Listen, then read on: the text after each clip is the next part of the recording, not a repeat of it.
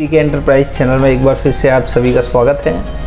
तो दोस्तों, जैसा कि आप स्क्रीन पर देख रहे हैं कि ई श्रम जो कि 25 अगस्त से सर्विस स्टार्ट हो चुकी है, सीएससी पे लाइव हो चुकी है, लेकिन अभी किसी टेक्निकल प्रॉब्लम के कारण अभी प्रॉपर्ली नहीं बन पा रहे हैं। जैसे ही हमारी कोई भी तकनीकी समस्या जो आ रही है वो सॉल्व होते ही आप ई श्रम कार्ड का जो है रजिस्ट्रेशन कर सकते हैं।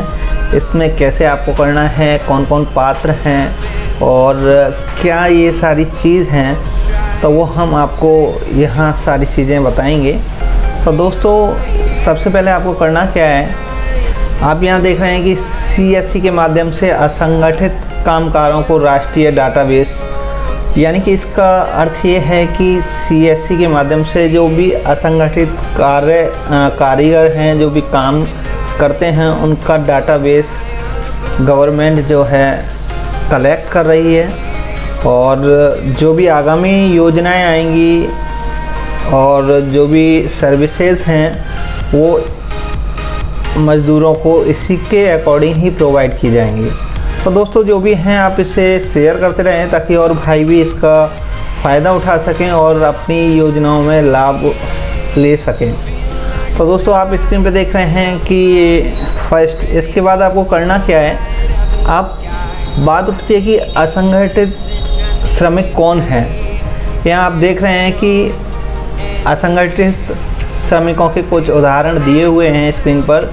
छोटे और सीमांत किसान हैं, एक कृषि मजदूर हैं, शेयर क्रॉपर्स हैं, मछुआरे हैं, पशुपालन में लगे लोग हैं, बीडी रोलिंग है, लेबलिंग और पैकिंग है, भवन और निर्माण श्रमिक हैं, चमड़े के कर्मचारी हैं, बुनकरों हैं, बढ़ई हैं, नमक कार्यकर्ता हैं, ईंट भट्टे हैं, काम करने वाले मजदूर हैं, आरा मिलों में काम करने वाले, दवाइयाँ, घरेलू श्रमिक, नाइयों, यानी कि काफ़ी सारे जो भी आप डेली के एज ए बेसिस मजदूरी करते हैं वो जो है असंगठित श्रमिक हैं। इसके बाद अगर हम बात करें, यहाँ दिया हुआ है कि NDUW क्या है। NDUW यानी कि national database of unorganised worker, जिसकी फुल फॉर्म है। और दोस्तों, यहाँ आप देख रहे हैं कि NDUW क्या है। श्रम और रोजगार मंत्रालय असंगठित कामगारों को राष्ट्रीय डेटाबेस तैयार कर रहा है। वेबसाइट पर असंगठित श्रमिकों के पंजीकरण की सुविधा होगी। प्रत्येक UW को पहचान पत्र जारी किया जाएगा। एक विशिष्ट पहचान संख्या होगी। असंगठित श्रमिकों को लाभ मिलेगा। इस डेटाबेस के आधार पर सामाजिक सुरक्षा योजनाएं मंत्रालयों सरकार द्वारा लागू किया जाएगा। और सबसे बड़ी ये है कि आप यहाँ अगर देखेंगे कि इसमें सुरक्षा बीमा योजना है, यानी कि 12 रुपये का, जो कि एक एक्सीडेंटल दुर्घटना बीमा है, जो कि प्रधानमंत्री सुरक्षा बीमा योजना, हम जिसे शॉर्ट में PMSBY बोलते हैं। अगर किसी भी जिन लोगों ने ई श्रम कार्ड बना रखा है और ये सारी चीज़ें कर रखी हैं, तो उसमें आपको जो है 12 रुपये का सुरक्षा बीमा आपको मिलेगा। अगर कोई दुर्घटना हो जाती है तो उसमें 2 लाख जो भी आपका नॉमिनी है उनको दिया जाएगा। इसके बाद अगर हम नेक्स्ट बात करें, इसके बाद NDUW में रजिस्ट्रेशन क्यों करें, तो दोस्तों, यहाँ सबसे पहले दे रखा है कि असंगठित श्रमिकों को सामाजिक सुरक्षा और कल्याणकारी योजनाओं का लाभ मिलेगा, इसलिए प्रत्येक श्रमिक को रजिस्ट्रेशन करना अनिवार्य है। यह डेटाबेस असंगठित श्रमिकों के लिए नीति और कार्यक्रम बनाने में सरकार की मदद करेगा। अनौपचारिक क्षेत्र से औपचारिक क्षेत्र में श्रमिक की आवाज़ ही और इसके विपरीत उनके व्यवसाय, कौशल विकास आदि पर नज़र रखना, साथ ही प्रवासी श्रमिक कार्यबल को ट्रैक करने और उन्हें अधिक रोजगार के अवसर प्रदान करने के लिए NDUW में रजिस्ट्रेशन अवश्य करें। और इसके बाद आती है कि पात्रता मापदंड क्या है, इसके लिए कौन पात्र हैं और इसके लिए क्या निर्धारित है, मापदंड क्या होना चाहिए। तो आप देख रहे हैं कि नीचे दिए गए मानदंडों को पूरा करने वाला प्रत्येक कार्यकर्ता NDUW के तहत पंजीकरण के लिए पात्र होगा। उम्र जो है 16 से 59 वर्ष के बीच की होनी चाहिए, आयकर दाता नहीं होना चाहिए। यानी कि दोस्तों इसमें आती है कि दो तरह की आयकर दाता अगर हम बात करें कि अगर वो इनकम टैक्स भर रहा है तो वो भी इससे कर सकता है, लेकिन शर्त ये है कि वो आयकर ना देता हो। एक इनकम टैक्स भरना अलग है और एक आयकर देना वो कैटेगरी अलग आती है। तो ये ना सोचें कि हम इनकम टैक्स रिटर्न करते हैं तो हम शायद इसे ना भर पाएँ। अगर आप आयकर दाता हैं, आप टैक्स पे कर रहे हैं, देन दैट कंडीशन में आप अलाउड नहीं कर सकते हैं। इसके बाद आता है EPFO और ESIC का सदस्य नहीं होना चाहिए। इसके बाद असंगठित श्रमिक श्रेणियों में काम करना चाहिए। तो दोस्तों ये पात्रता और मापदंड है। इसके बाद नेक्स्ट जो है, कौन सभी NDUW में पंजीकरण नहीं करा सकते। तो दोस्तों जो नहीं करा सकते यानी कि संगठित में लगे कोई भी क्षेत्र, कोई भी संगठित में लगे कोई भी क्षेत्र है, वो लोग इसमें पंजीकरण नहीं करा सकते। और इसके बाद सेकंड ऑप्शन दे रखा है, संगठित क्षेत्र निजी या सार्वजनिक क्षेत्र श्रमिकों से मिलकर बनता है।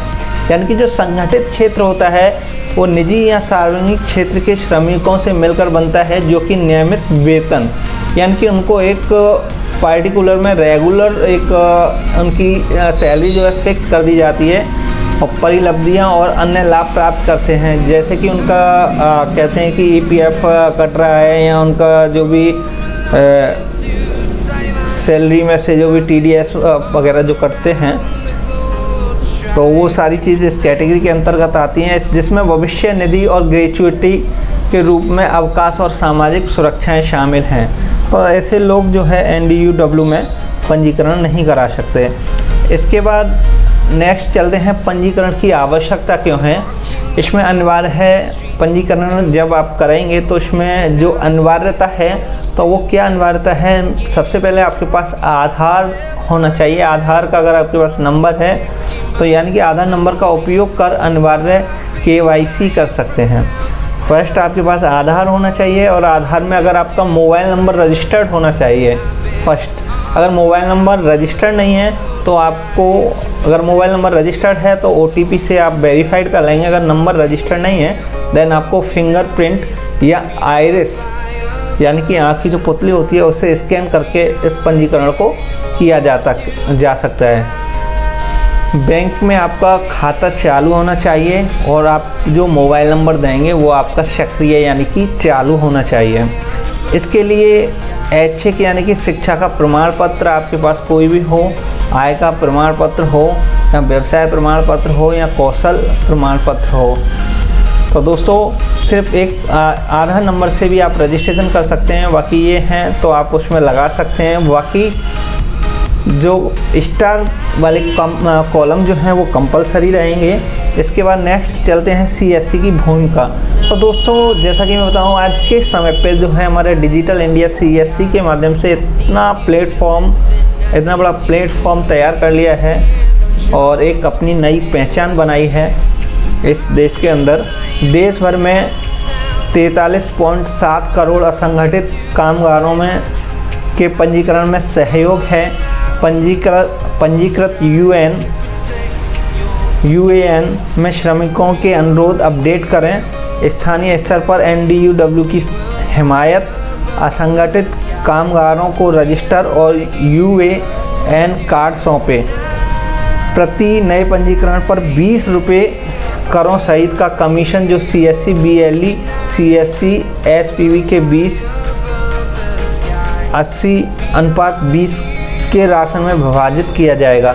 यानी कि अगर 80 और 20 का अगर हम अनुपात लगाएं तो यानी कि 20 रुपये जो है एक नए पंजीकरण पर मिलेंगे, जिसमें से 16 रुपये जो है BLE को दिए जाएंगे और 4 रुपये जो है वो CSC को जाएंगे। तो दोस्तों इसके बाद आप देख रहे हैं कि असंगठित श्रमिक से पंजीयन के लिए कोई राशि नहीं ली जाएगी। सबसे बड़ी चीज़ है कि जो भी आप पंजीयन कराएंगे किसी भी CSC सेंटर पे जाके आप पंजीकरण करा सकते हैं, जो कि पूर्णतः निःशुल्क है, उसका कोई चार्जेबल नहीं लिया जाएगा और आप उसे करा सकते हैं। किसी भी जो भी आपका नज़दीकी CSC सेंटर है आप वहाँ जाकर इससे आवेदन करा सकते हैं। इसके बाद दोस्तों नेक्स्ट आता है पंजीकरण की प्रक्रिया। पंजीकरण की जो प्रक्रिया चालू होगी दोस्तों, BLU का जो दौरा करेंगे वो डिजिटल सेवा द्वारा होगा। आप डिजिटल सेवा पोर्टल लॉगिन करेंगे या क्रेडेंशियल के साथ लॉगिन करेंगे या अपना यूज़र नेम, पासवर्ड और ये रिकैप्चा दिया हुआ है वहाँ रिकैप्चा डालेंगे, देन आपको साइन इन करना होगा। इसके बाद दोस्तों ये है वेबसाइट पर रीडायरेक्ट करें या क्लिक रजिस्टर न्यू UWU पर आपको क्लिक करना है या आप सर्च भी कर सकते हैं। तो इसके बाद दोस्तों आपको इस तरह से यहाँ विंडो आपकी ओपन होगी, national database for unorganised worker. और इस तरह से आपको करना क्या है, आधार KYC KYC के लिए आपको आधार नंबर डालना होगा। अगर आप पे मोबाइल रजिस्टर्ड है तो यहाँ मोबाइल रजिस्टर्ड पे कराएंगे या OTP करना है या KYC करना है, देन आप करेंगे, देन नेक्स्ट प्रोसेस करेंगे। इसके बाद दोस्तों जैसे ही OTP वेरीफाई हो जाएगा तो यहाँ विवरण प्राप्त करेंगे और घोषणा की जांच करके जारी रखेंगे, देन हम यहाँ से कंटिन्यू करेंगे। इसके बाद व्यक्तिगत जानकारी आपको दर्ज करना होगा और नेक्स्ट कंटिन्यू करेंगे। जो भी यहाँ डिटेल्स हैं और स्टार वाले कॉलम जो रेड कलर के हैं वो आपको सारे फिलअप करना होगा, देन फिर हम नेक्स्ट करेंगे। इसके बाद यहाँ आपकी आवासीय जानकारी दर्ज करनी होगी और जहाँ भी आप रहते हैं आपका जो भी एड्रेस है, करंट एड्रेस, फिर इसके बाद आप नेक्स्ट करेंगे। इसके बाद आता है शैक्षिक योग्यता दर्ज करें। आपको जो भी शैक्षिक योग्यता है आप उसे दर्ज कराएंगे और उसका अगर आप चाहते हैं प्रमाण पत्र अपलोड करना है तो आप उसे डाल सकते हैं, अपलोड कर सकते हैं। इसके बाद व्यवसाय विवरण दर्ज करना होगा आपको। यहाँ जो भी आपका व्यवसाय है वो आप दर्ज करेंगे। और आपको मैं बता दूँ, यहाँ जो है व्यवसाय परिवार का नाम दिया हुआ है, खेत में और फसल सब्जी उत्पादक यानी पशुधन और डेयरी उत्पादक हैं। और ये इसके परिवार कोड दिया हुआ है, कोड के अकॉर्डिंग चलेंगे। और ये NCO फैमिली कोड दे रखा है तो सेम है। और ये इधर जो है इंग्लिश में दे रखा है और ये आपका हिंदी में दे रखा है, बाकी सेम कोड है, कोडिंग है। ये आप यहाँ से देखते हुए जाएंगे और जो भी आपको चेकआउट करना है वो कर सकते हैं, बाकी डायरेक्ट भी आप सर्च कर सकते हैं। इसके बाद 10 नंबर पे आता है विवरण दर्ज करें और जारी रखें। और दोस्तों यहाँ आपको अपने बैंक स्टेटमेंट जो है दर्ज करना है, बैंक डिटेल्स डालनी है और इसे फिर आप जारी रखेंगे, देन नेक्स्ट करेंगे। इसके बाद आता है सेल्फ डिक्लेरेशन फॉर्म आएगा, इसका जो है इस तरह से आएगा। यहाँ चेक बॉक्स पे आप टिक करेंगे, देन आपको टिक पे क्लिक करने के बाद देन यहाँ आपको सबमिट करना होगा। और ये करने के बाद दोस्तों यहाँ से आपको क्या है, UN कार्ड आ जाएगा, आप डाउनलोड करेंगे और कस्टमर को इसकी प्रिंट आउट आप दे सकते हैं और कर सकते हैं। अब कस्टमर पर डिपेंड करता है वो किस कैटेगरी में प्रिंट कराना चाहता है, तो उसका आपको हो सकता है कि चार्ज अलग से देना हो और बाकी सिंपल पेपर पे कोई चार्जेबल नहीं रहेगा। तो दोस्तों यहाँ आप देख रहे हैं कि इसके बाद सामान्य कुछ यहाँ प्रश्न दिए हुए हैं। अगर आपको सारी कंफर्मेशन दूर करनी है, फर्स्ट क्वेश्चन है क्या NDUW में नए पंजीकरण के लिए कार्यकर्ता को कोई शुल्क देना होगा? नहीं, श्रमिकों को नए पंजीकरण के लिए कुछ भी भुगतान नहीं करना पड़ता है। हालांकि कार्यकर्ता ने 20 रुपये की कोई भी राशि का भुगतान करना होगा यदि किसी के भी अपडेशन है। तो दोस्तों आप देख रहे हैं कि अगर न्यू रजिस्ट्रेशन है तो वहाँ आपको कोई भी पे आउट नहीं करना है। और अगर नेक्स्ट टाइम जब कभी भी अगर अपडेशन होगा इन फ्यूचर, देन आपको 20 रुपये पे आउट करना होगा। क्या UAN कार्ड की कुछ वैधता होती है? हाँ जी दोस्तों, यहाँ यह जो है जीवन भर के लिए मान्य है। आप इसे एक बार बनवा लेंगे, हर साल रिन्यूअल होगा और ये एक as a lifetime validity के लिए तौर पर काम करेगा, जो कि आप श्रमिक हैं उस चीज़ को पारदर्शिता बनाएगा। तो दोस्तों थर्ड नंबर पर दिया हुआ है, क्या कर्मचारी को हर साल UAN कार्ड का नवीनीकरण कराना होता है? यदि सूचना में परिवर्तन होता है या कोई अन्य विवरण अद्यतन किया जाता है तो कार्यकर्ता को अवश्य ही कार्ड को फिर से प्रिंट करें। यानी कि अगर दोस्तों आप इसमें कुछ चेंजेज आते हैं, अगर ई-श्रम में या NDUW जो है इसमें अगर कोई चेंजेस होते हैं या आप अपने कुछ डेटाबेस में परिवर्तन कराना चाहते हैं देन आपको ये दोबारा से रीप्रिंट कराना होगा और जो भी अपडेशन फ़ीस होगी वो आपको पे आउट करना होगा। इसके बाद आता है कि यदि कर्मचारी आयकर नहीं दे रहा है लेकिन रिटर्न दाखिल कर रहा है, जो कि मैं आपको इससे पहले भी आपको बता रहा था, क्या वह पात्र है? हाँ, कार्यकर्ता इस मामले में रजिस्टर प्राप्त कर सकता है। तो दोस्तों यानी कि कहने का मतलब है वो रजिस्ट्रेशन कर सकता है। एक इनकम टैक्स रिटर्न दाखिल करना एक अलग होता है और एक आयकर देना वो अलग होता है, बोथ आर डिफरेंट।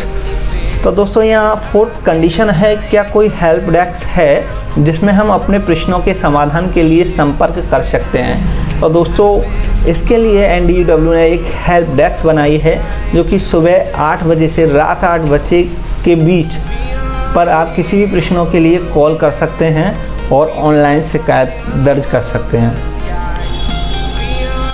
तो दोस्तों आशा करता हूँ इस वीडियो के माध्यम से आप ई श्रमिक में पंजीकरण कैसे करना है, क्या किन किन चीज़ों को आपको विशेष कर ध्यान रखना है, वो सारी चीज़ें मैं आपको यहाँ बता चुका हूँ। अगर फिर भी आप किसी को कोई भी प्रश्न है, कोई भी क्वेरी है, आप हमें कमेंट बॉक्स में अपने सुझाव दीजिए और जो कुछ भी जानना चाहते हैं आप हमें कमेंट बॉक्स में लिख के भी दिए, हम आपको रिप्लाई करेंगे। और नेक्स्ट वीडियो में हम आपको बताएंगे कि कार्ड कैसे बनाया जाता है। अभी किसी टेक्निकल समस्या के कारण अभी थोड़ा सा स्टॉप है और जैसे ही चालू होता है हम बना करके वीडियो लॉन्च करेंगे। अगर अभी तक आपने हमारे YouTube चैनल को सब्सक्राइब नहीं किया है तो PK एंटरप्राइज YouTube चैनल को सब्सक्राइब करें, साथ ही बेल आइकन प्रेस करें ताकि नेक्स्ट वीडियो का नोटिफिकेशन आपको आसानी से आ सके। तब तक के लिए टाटा बाय बाय, फिर मिलते हैं किसी नेक्स्ट वीडियो में। Thank you.